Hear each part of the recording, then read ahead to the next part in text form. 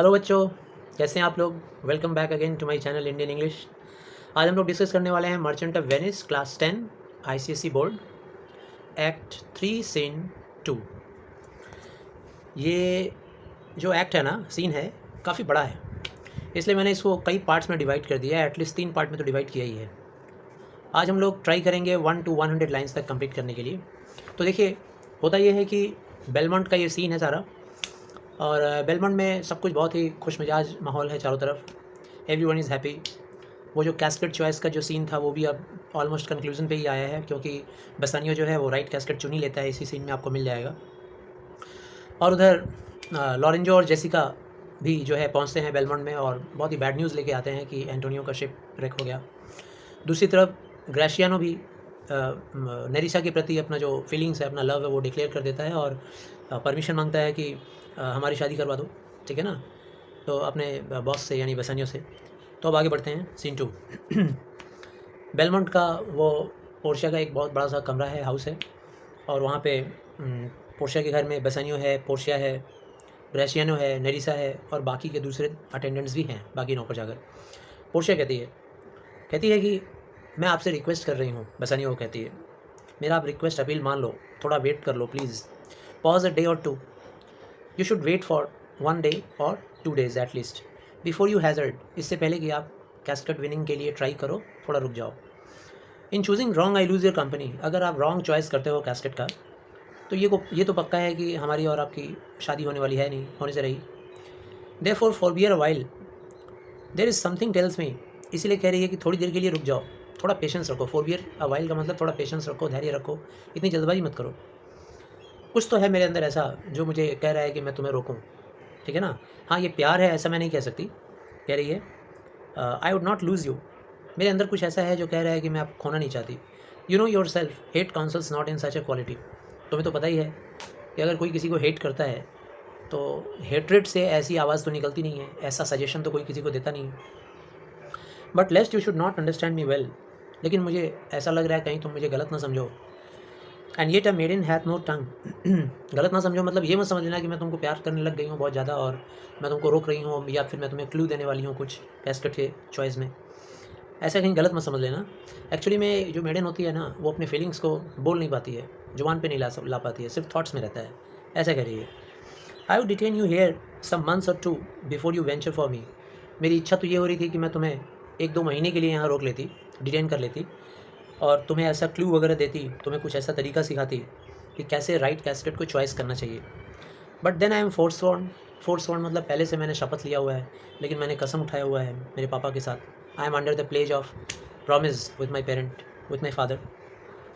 मैं ऐसा कर नहीं सकती। If you do you will make me wish a sin. और अगर तुम ऐसा चाहते हो कि मैं ऐसा करूँ, तो नेचुरली ये मेरे लिए एक सिन होगा, मेरे लिए एक पाप होगा। That I had been force on. Beshrew your eyes.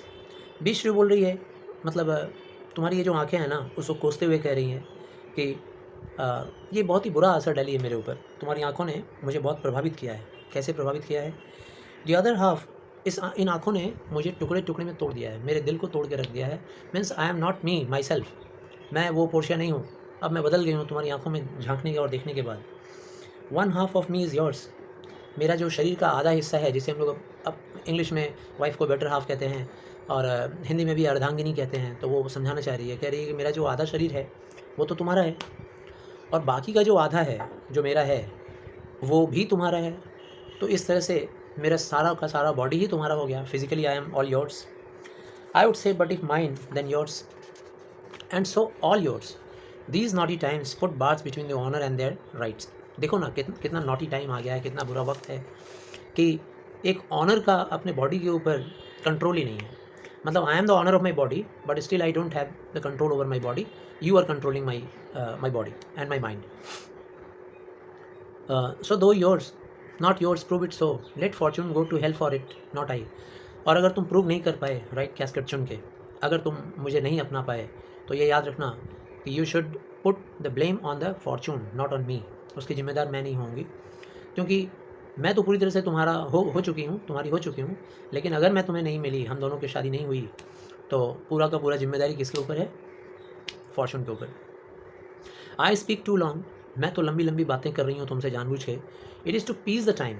इसलिए ताकि टाइम को मैं थोड़ा एक्सटेंड करूँ, थोड़ा लंबा खींच सकूँ, तुम्हें ज़्यादा देर अपने पास रख सकूँ, टू ईक इट का मतलब थोड़ा एक्सटेंड कर सकूँ, and to draw it out in length. और जो टाइम है ना, मोमेंट, ऐसा चाहती हूँ कि ये समय थम सा जाए, रुक सा जाए। To stay you from election, और मैं तुम्हें चाहती हूँ कि तुम इलेक्ट करने से रुक जाओ, मतलब ये कैस्केट का चुनाव करने से रुक जाओ, क्योंकि मैं डरी हुई हूँ कहीं ऐसा ना हो कि तुम मुझे खो दो रॉन्ग कैस्केट चुनने के बाद।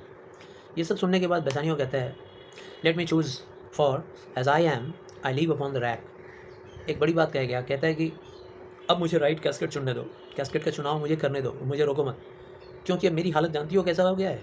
मैं ऐसा फील कर रहा हूँ कि मैं रैक के ऊपर लेटा हूँ। रैक क्या होता है? तो पुराने टाइम में इंग्लैंड में जैसे एक वुडन एक स्ट्रक्चर होता था, उसके ऊपर क्रिमिनल्स को लिटा देते थे और लिटा कर उसको पनिशमेंट देते थे वो रैक होता था। कह रहा मेरा ऐसा हालत है जैसे लग रहा है कि मैं रैक पे लेटा हूँ। पोर्शिया कहती है, अपॉन द रैक बेसानियो। थोड़ा पजल्ड होकर बोलती है, कहती है रैक पे लेटे हो, मुझसे प्यार करके तुमको सज़ा मिल रही है?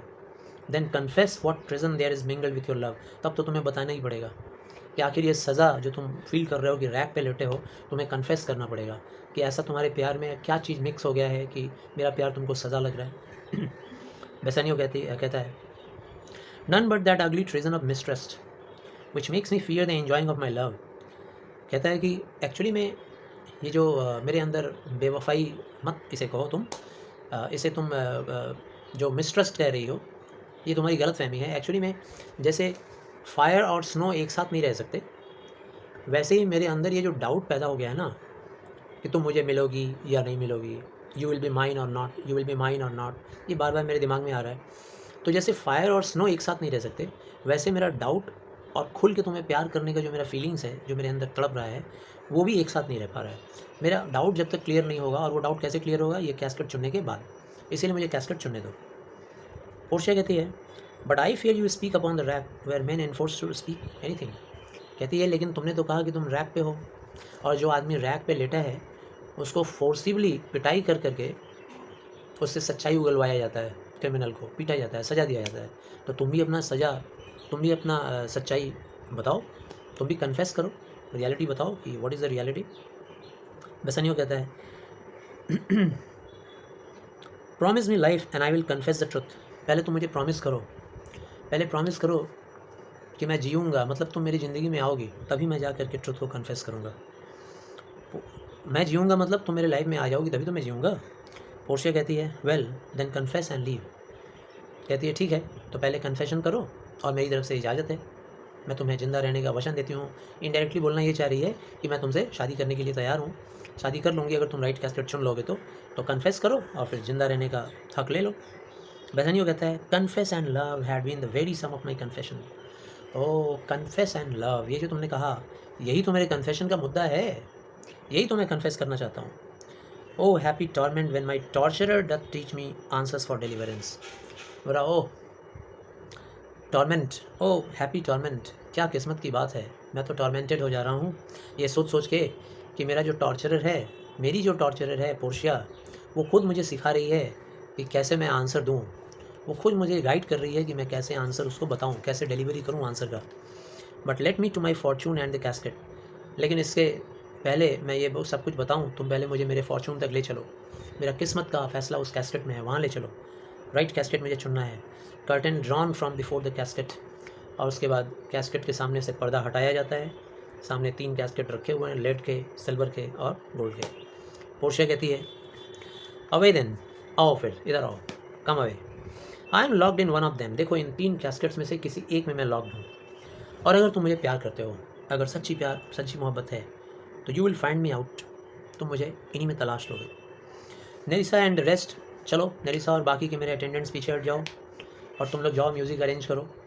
जब ये कैस्केट को चुन रहा होगा ना, तो ऐसी म्यूज़िक बजाना जैसे 2 तरह के म्यूज़िक की बात कर रही है वो। पहला कर रही है कि अगर ये रॉन्ग कैस्केट चुन लिया, और अगर रॉन्ग कैस्केट चुनने का मतलब हुआ कि it is almost like a death to him, उसके लिए मौत के समान है, तो ऐसी म्यूज़िक चलाना जैसे लगे जो को रिलेट करे किसके साथ, जैसे पानी में हंस जो होता है, स्वैन जब मरता है ना, तो ऐसा कहा जाता है कि वो गीत गाता है, गुनगुनाता है। ऐसा इंसानों की तरह गुनगुनाता नहीं है, उनका अपना तरीका होता है, तो वो गीत गाता हुआ मरता है। जब मरता है तो गुनगुनाता है, गीत गाता है। तो कुछ ऐसा तुम लोग मॉर्नफुल म्यूज़िक बजाना, ट्रेजिकल, ताकि जब अगर ये रॉन्ग कैसेट चुन ले तो लगे कि हमारा इसका वो मेल नहीं हो पाएगा, या फिर एक मौत वाला मोurnफुल ट्रैजिक म्यूज़िक चलाना। और मैं रोऊँगी, इतना रोऊँगी कि मेरे आंसू जो है ना, वो जैसे हंस के चारों तरफ पानी पानी होता है, तो मैं भी इसके चारों तरफ पानी पानी का माहौल पैदा कर दूँगी, तो वो हंस वाला सिचुएशन को रिलेट हो जाएगा। और अगर ये जीत गया, अगर इसने राइट कैसेट चुना, तो कुछ ऐसा म्यूज़िक चलाना जैसे लगे कि कोई मोनार्क, जैसे कोई राजा, एम्परर, कोई जंग जीत के आया हो, ट्रम्पेट बजाना ज़ोर से और साथ ही साथ कुछ इस तरह के म्यूज़िक बजाना जैसे कि दूल्हे दुल्हन होते हैं ना, उनकी शादी होने वाली होती है, तो सुबह-सुबह शादी के दिन उनको म्यूज़िक बैंड बाजे बजाकर सुबह-सुबह उनको ये एहसास दिलाया जाता है कि आज तुम्हारी शादी है, और वो लोग बहुत ही एक्साइटेड होकर उठ जाते हैं शादी के एक्साइटमेंट में कि आज मेरी शादी है, ठीक है ना। उसी दिन तो आदमी हीरो बनता है, ठीक है ना, हीरोइन बनती है। तो देन एल्सिड और जाओ कहती है कि that creep into the dreaming bridegrooms, 55 number line में हूँ। Now he goes with no less presence but with much more love. कहती है अब जाओ, तुम्हारे अंदर राइट कैसेट चुनने के टाइम में मेरे लिए बहुत ही प्यार होना चाहिए तुम्हारे अंदर। कितना प्यार होना चाहिए?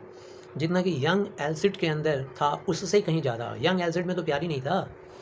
ये मैं एक माइथोलॉजिकल कहानी बताऊँ, इसमें आपको नोट में दिया हुआ भी है कि जो यंग एल्सिड है उसको एक्चुअली में वो गॉड ऑफ पावर है, हरक्युलिस। तो जो ट्रोजन किंग थे ना, ट्रॉय के राजा, पुराने ज़माने में जो माइथोलॉजी है, इंग्लिश रोमन माइथोलॉजी, तो उसमें कहा जाता है कि जो ट्रोजन जो राजा थे उनको उनकी बेटी हेजियोन का जब टर्न आया सी मॉन्स्टर के पास जाने के लिए, एक सी मॉन्स्टर था जो कुंवारी कन्याओं को बलि लेता था, उन्हें खा जाता था। या तो जब ट्रोजन की बेटी हेजियोन का जब नंबर आया, जब उनको बुलाया गया, तो ट्रोजन बहुत दुखी हो गए और उन्होंने जो गॉड ऑफ पावर थे हरक्युलिस, उनको बुलाया, जिनको एल्सिड यहाँ बुलाया गया है, उनको बुलाया गया और बुलाकर उनको रिक्वेस्ट किया कि मेरी बेटी को बचा लो और हम तुम्हें हॉर्स देंगे, घोड़ा देंगे। तो उस घोड़े के लालच में जो गॉड ऑफ पावर थे हरक्युलिस, उन्होंने वो सी मॉन्स्टर के साथ लड़ाई की और हेजियन की रक्षा कर ली। तो यहाँ वो जो पोर्शिया है वो अपनी तुलना कर रही है हेजियन से, और गॉड ऑफ पावर यानी हरक्युलिस एल्सिड की तुलना कर रही है बेसानियो से, और कहती है कि जाओ तुम भी एल्सिड की तरह आगे बढ़ो और मुझे बचा लो, लेकिन तुम्हारे अंदर प्यार ज़्यादा होना चाहिए एल्सिड से। मतलब एल्सिड में तो प्यार था ही नहीं, तुम में प्यार होना चाहिए बहुत ज़्यादा। और जब तुम ये काम करने जा रहे होगे, परीक्षा देने, ये almost this is almost like an examination, so when you will be going ahead I will be waiting for you all the time. So उसकी सिचुएशन कुछ ऐसी है, जैसे वो कह रही है कि जैसे एग्ज़ाम में जो एग्ज़ाम देने, जैसे तुम लोग देखते होगे कि कोई बच्चा एग्ज़ाम देने जा रहा है तो उसके पीछे जो उसके टीचर हैं, ट्यूशन टीचर या जो उसके पेरेंट्स हैं, वो लोग ज़्यादा परेशान रहते हैं, ज़्यादा चिंता में पड़े रहते हैं, पेपर कैसा आया होगा, बच्चा कैसा कर रहा होगा। तो कह रही है कि तुम एग्ज़ाम में जाओ और मैं तब तक काफ़ी डरी हुई हूँ, मैं काफ़ी घबराई हुई हूँ। अब बेसानियो तैयार एकदम राइट कैस्केट चुनने के लिए, और म्यूज़िक ऑन हो जाता है। तभी एक गाना बजता है, और ये गाना जो है ना, पहले से जान लो, ये गाना कुछ इस टाइप का है जैसे लग रहा है कि ये गाना क्लू दे रहा है बेसानियो को राइट कैस्केट चुनने के लिए। गाना बजता है, tell me where is fancy bred. Fancy क्या होता है ना, कि फैंसी मतलब होता है कि कल्पना का दुनिया, मतलब रियल ट्रू लव जो होता है, ट्रू लव से अलग। ट्रू लव तो हार्ट से पैदा होता है, और फैंसी जो होता है ना वो अट्रैक्शन से पैदा होता है, यानी इनफैचुएशन जिसको हम लोग बोलते हैं। किसी को देखकर फर्स्ट साइट में हम लोग कुछ सोचना शुरू कर देते हैं, या उनके प्रति जो हमारे अंदर आकर्षण आ जाता है, दैट इज़ कॉल्ड फैंसी। तो गाना भी कुछ ऐसे ही चल रहा है। गाने का मीनिंग ये हो रहा है कि बताओ मुझे फैंसी कैसे जन्म लेता है, दिल में या दिमाग में, कैसे पैदा होता है, हाउ बिगॉट, बिगॉट मतलब जन्म लेना, एंड हाउ नरिश्ड, और कैसे फलता फूलता बड़ा कैसे होता है, रिप्लाई रिप्लाई। ये गाने में है। इसको म्यूज़िकल तरीके से गाएंगे तो अलग होगा, मैं वैसे नहीं गा रहा हूँ। It is engendered in the eyes, engendered का मतलब फिर से born, it is born in the eyes, आँखों में पैदा होता है fancy, with gazing fed and fancy dies in the cradle where it lies. और ये फैंसी जहाँ से पैदा होता है ना वहीं पे मर जाता है। कहने का मतलब आँखों से पैदा होता है और आँखों में ही ख़त्म हो जाता है, दिल तक पहुँचता ही नहीं है। तो ये गाना कुछ इस तरह का है जो कि उसको क्लू दे रहा है राइट कैस्केट चुनने में, कि आँखों से डिसीजन मत लेना बेटे। ऐसा उसको एक बेसानियो अपने मन में कुछ बातें सोचते हुए आगे बढ़ रहा है, अपने आप को ही कहता है। So may the outward shows be least themselves. बोल रहा है कि आउटवर्ड शो जो होता है ना वो बहुत ज़्यादा मायने नहीं रखता है, जैसे कि पूरी की पूरी दुनिया आउटवर्ड शो पे ही तो चलती है। सबसे पहले एग्जांपल लेता है लॉ का, कानून में। तो कानून की पढ़ाई कुछ कैसी होती है भाई, कानून में जो बहस होता है कोर्ट में वो कैसा होता है, जो सबसे ज़्यादा झूठा केस होता है ना उसको, उसके बुराई को ढकने के लिए ज़ोर की आवाज़ में बोली जाती है बात को, ऐसे बोला जाता है जैसे लगे कि वो बात एकदम सच है। लिखा हुआ है deceived with ornament, world is still deceived with ornament. ये जो दुनिया है ये ऑर्नामेंट से डिसीव होता है।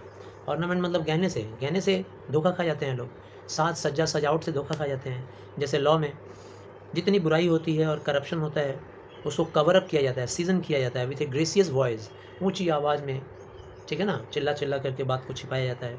ऑब्सक्योर्स द शोज़ ऑफ एविल, बुराई के चेहरे को ढक दिया जाता है। उसी तरीके से रिलीजन में आ जाओ, रिलीजन में भी अगर कोई बहुत बड़ा डैम्ड एरर हो, डैम्ड एरर मतलब कोई ऐसी गलती हो जो कि रिलीजन में नहीं होना चाहिए, जैसे जाति पाति को मानना, ठीक है ना, अपने लुक्स में चेंजेस रखना, जाति के हिसाब से जो हम लोग करते हैं हिंदू में, मुस्लिम में, सिख में, ईसाई में, तो अगर उसमें लेकर कोई अगर ऐसी बात है जो ह्यूमैनिटी के अगेंस्ट में है, तो उसको भी कुछ पायस लुकिंग लोग, जो मतलब दिखने में सॉबर ब्रो वाले लोग, सॉबर ब्रो बोलने का मतलब जैसे धार्मिक लोग होते हैं ना, यही लोग तो धर्म को चलाते हैं। जैसे आपने पीके मूवी में देखा होगा, ठीक है ना, धर्म का धंधा चलाने वाला वो जो बाबा होता है। तो इस तरीके से कोई सॉबर ब्रो वाला इंसान आकर के उसको प्रूफ कर देता है कि नहीं भाई ये तो गलत नहीं है, ये तो राइट है, जस्टिफाइड है। तो जब जस्टिफाइड हो जाता है तो फिर धर्म में भी बुराई चलती रहती है अच्छाई की आड़ में। इसी तरीके से कभी कभी ऐसे भी होते हैं कि कुछ बुरे लोग होते हैं, बाहर से उनके अंदर दिखावे के लिए ऐसा होता है कि वो इनोसेंट दिखते हैं, दाढ़ी वाड़ी ऐसा रख लेते हैं जैसे हरकुलिस का था, जैसे मार्स का था। मार्स कौन है भाई? तो गॉड ऑफ वॉर। और हरकुलिस के बारे में हम लोग पहले चर्चा कर ही चुके हैं, द गॉड ऑफ पावर। तो अंदर से खोखला है, कायर है, कावर्ड है, लेकिन ऊपर से दिखाने के लिए क्या रख लिया है, चिन पे अपने दाढ़ी वगैरह रख लिया है और दिखा रहा है कि वो इनोसेंट है। बिल्कुल उतना ही बड़ा धोखा दे रहा है जैसे कि सैंड का स्टेयर्स बना हो, कहीं बिल्डिंग हो और तुमको ग्राउंड फ्लोर से फर्स्ट फ्लोर पे जाना हो और सैंड का स्टेयर बनाया हो, बालू का सीढ़ी, तो बालू की सीढ़ी पे तुम जैसे ही रखोगे पाँव दब के नीचे चला जाएगा। तो बिल्कुल ऐसे ही होता है कि आँखों से देखी हुई चीज़ों पे विश्वास नहीं करना चाहिए। ये बेसानियों अपने मन में सोच रहा है और बता रहा है। तो ऐसे जो डाउटफुल लोग होते हैं, जो कायर लोग होते हैं, उनको अगर अंदर हम लोग ढूंढेंगे तो देखेंगे कि उनका जो लीवर वो वाइट है। जो ब्रेव लोग होते हैं ना, उनका लीवर जो होता है वो रेड होता है, ऐसा माना जाता है। एलिजाबेथन एज में ऐसा थिंकिंग था कि जो बहादुर लोग होते हैं उनका रेड लीवर होता है और जो कायर होते हैं वो वाइट है। तो एक्सक्रीमेंट, वैलर्स एक्सक्रीमेंट का मतलब जैसे कि बाहर से बहादुरी दिखाने के लिए दाढ़ी वाड़ी रख लिए हैं कि हम बहुत ही बहादुर हैं। होता नहीं है, कभी कभी कोई बहुत ही दाढ़ी उड़ी वाला इंसान होता है तो उसका बहुत ही वेटेज लगता है पर्सनालिटी में, ठीक है, बहुत ही सीरियस लगता है। और देखोगे कि एक थप्पड़ मार दिए तो तुरंत डर गया, तुरंत हाथ पाँव जोड़ने लगा, ठीक, इस टाइप का कुछ। नेक्स्ट एग्जाम्पल देता है बसानियों ब्यूटी का, कि ब्यूटी को भी आँखों से जो हम लोग जज करते हैं ना, वो करेक्ट नहीं होता है। जैसे जो हम लोग आँखों से ब्यूटी को देखते हैं वो अक्सर कहाँ से किया हुआ रहता है भाई? तो वो परचेज़ किया हुआ रहता है कॉस्मेटिक से।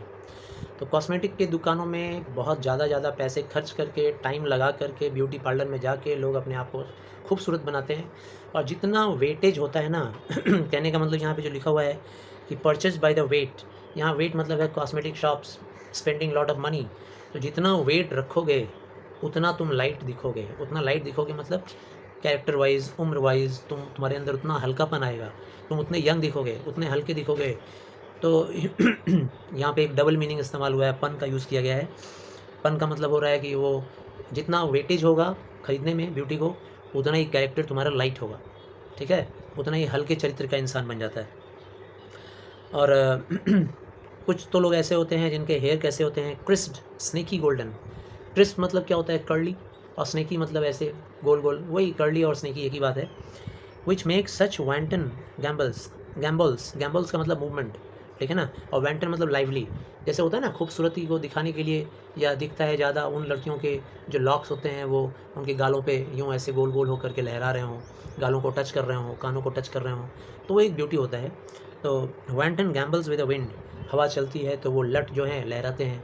राधा जी का देखते होगे श्री कृष्ण सीरियल में, वो हमेशा एक लट लहराते रहते हैं। Upon supposed fairness often known to be the dowry of second hand, मतलब उन लड़कियों के ऊपर जिनके ऊपर ये बाल दिख रहे होते हैं, अक्सर देखा जाता है कि वो खरीदे हुए बाल रहते हैं, विग रहते हैं। मतलब जिनका वो एक्चुअली में बाल है, वो विग जिनका है, वो मतलब सेल्चल में चले गए हैं। यहाँ पे दिया हुआ है देखो, the skull that bred them in the sepulchre, जिसके स्कल पे ये सब विग हुआ करता था, ये खूबसूरत बाल हुआ करते थे, लहराते थे ओरिजिनली, वो हेड गपका चला गया कब्र में और उसके बालों को लेकर कोई और पहन लिया है। Upon supposed fairness often known to be the dowry of a second head. Second head मतलब एक्चुअली में ये जिसका रहा होगा हेयर, उसको सेकेंड हेड बोला गया है। उससे डॉरी में मिला है उसको, जो लोग इसको लेके यूज़ कर रहा है। डॉरी में मतलब दहेज में मत समझना इसको सेंस में, डॉरी मतलब ये लिगेसी उनकी है, धरोहर उनकी है जो लोग मर चुके हैं, और उसको लेकर अभी कोई दूसरा आदमी अपने सिर पे लगा करके खूबसूरत बनाने की कोशिश कर रहा है खुद को। तो ये फर्स्ट हो गया, और जो मर गया जिसके बालों मतलब जिसके ये हेयर थे ओरिजिनली, वो सेकंड हो गया। तो ये हो गया 100 नंबर लाइंस तक हम लोगों ने कंप्लीट किया। सेकंड वाला फिर मैं बहुत जल्दी ही रिलीज़ करूँगा वीडियो, आप लोग वेट करते रहिए और इसको बार बार सुनिए, और जब भी पढ़िए तो सामने बुक को सामने रख लीजिए, उस पर पॉइंट आउट करते हुए पेन या पेंसिल से पढ़ते जाइए। जहाँ पे प्रॉब्लम हो वहाँ पे अंडरलाइन करके आप हमसे कमेंट में पूछ सकते हो, मैं ट्राई करूँगा आप लोग का आंसर देने का। Thank you very much.